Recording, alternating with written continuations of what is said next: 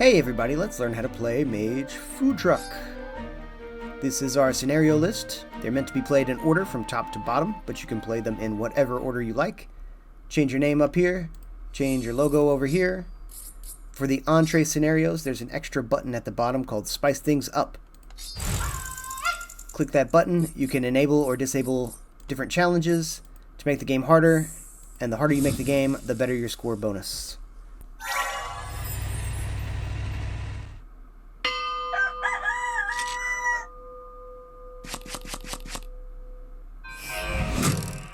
Turns begin with drawing a hand of cards from your starter deck. There are 9 cards in the starter deck for this level. You'll also get a turn event. These come from the morning, day, or night decks, and those decks get increasingly difficult as your run progresses. So you'll resolve your turn event. This one is just take damage. On your cards, you'll notice a purple number and a teal number. The purple number is your MP for that card, and the teal number is your TB. The teal number is for shopping later on after we hit this button here. The purple number is for performing your job. The goal of Mage Food Truck is to cook and deliver as much food as possible, and the way to do that is by playing your job cards. When you play a job card, it gives you access to every crew member on the truck. If you use the crew member whose picture was on the card, you'll get a +2 MP bonus, and it says move 1 space for every MP charged, so that gives you 2 free spaces. If I was using the chef card to travel, he would have no extra charge and I'd have to charge it up from scratch. So when you click one of these cards, it'll take you to the charging screen. It says add purple MP cards to charge this ability. So if I add one here, it had 1 in the purple value, goes up to 3, 4 moves. And when you're traveling, you will want to save a little bit of power in your hand, because if you encounter something negative, you can dodge it by sacrificing MP. And in addition to the job cards with characters on them is a job card called the Wild Card, which has the logo you selected on the main menu. And that one gives a +2 bonus to all 4 characters. So it doesn't matter who you pick, you get the bonus. Let's take a look at the HUD. This is your HP. When this reaches 0, your truck explodes. This is your magic shield. The HP cannot be repaired. The magic shield can be refilled by the mage character. This is how much gold you've earned so far, and if you hover over, you can see the 1, 2, and 3-star goals that you need. It also reminds you of what your Scoville difficulty bonus looks like. This is the recipe HUD. It tells you what ingredients you need to collect and where to find them. Once you've found an ingredient card, it will turn orange. When you cook that ingredient card, it will turn green. And when you've prepared some recipes, it will tell you how many you have of each kind under this icon here. There is a help menu in the top corner that is categorized if there's a topic you want to learn more about, and you don't mind reading a little bit. Then we have our submenus on the side here, from the top down, and if you have a controller, hit Y to get to the submenus, or the top face button on your controller. Your collection screen tells you what you have, what the average MP and Turvy Bucks value of those cards, the purple and teal numbers are. It will tell you your star score goals, your high score, and any Scoville you have activated. The second submenu is the recipe submenu, which will tell you how much gold each recipe is worth and give you your ingredient statuses here. With the controller, this is the only way to see where the location of each ingredient is. The curses submenu tells you what curses are on the truck and when they trigger. We have no curses at the moment.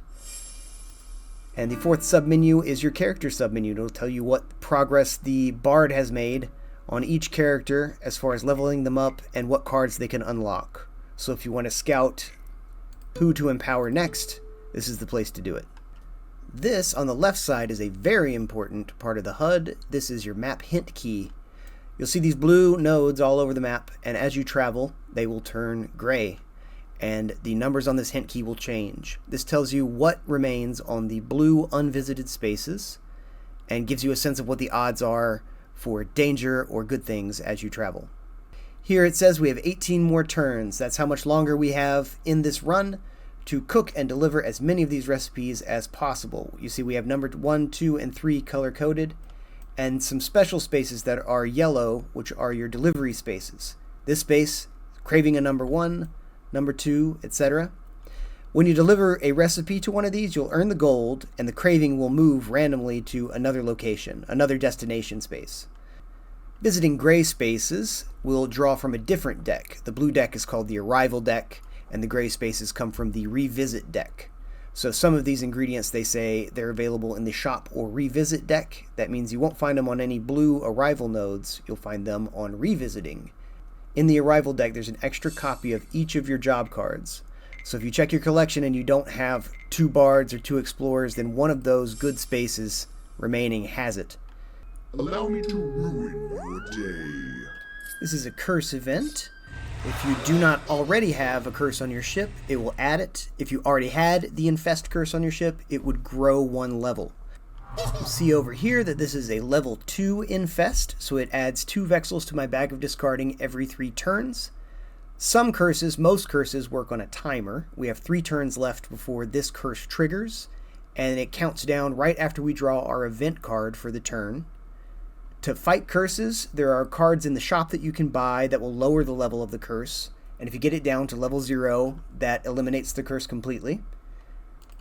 The Bard can also unlock cards for the Mage, like Silence or Banish, that will help you fight curses in a different way. Once you are completely finished playing your hand and ready to move on to the next turn, just click this button here to go to the Turvy Mart, which is the shop. Adding 1 card from the shop will let you proceed to the next turn. You'll see the shopping budget here, 6 TB.